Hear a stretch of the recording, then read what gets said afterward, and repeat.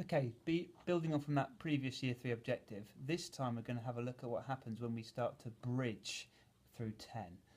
We will call it bridging, or we may refer to it as carrying. We like to use both bits of language so the children are used to hearing it. Okay, this is why I've set the additions out as we have, as you'll see as we go along. So, first of all, I create my physical representation.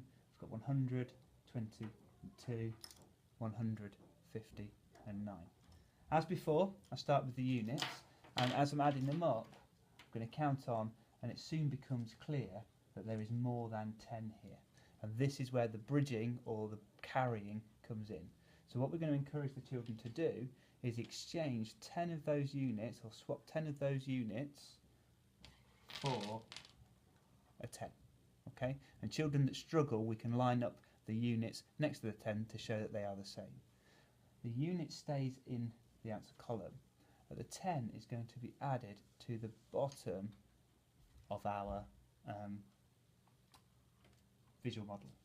I also add that 10 into the 10s column in that gap underneath.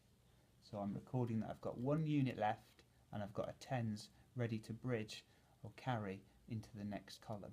The reason we put it there is to ensure that children don't forget to add it as they're completing the calculation. So now I carry on as normal. I'm adding the 20 to the 50. Being fluent now, I know that's 70, and I can add that extra 10 to get 80. And finally, I finish with the hundreds column for 200. And I can see that my answer on my paper, 281, matches up with what's in front of me in my concrete model.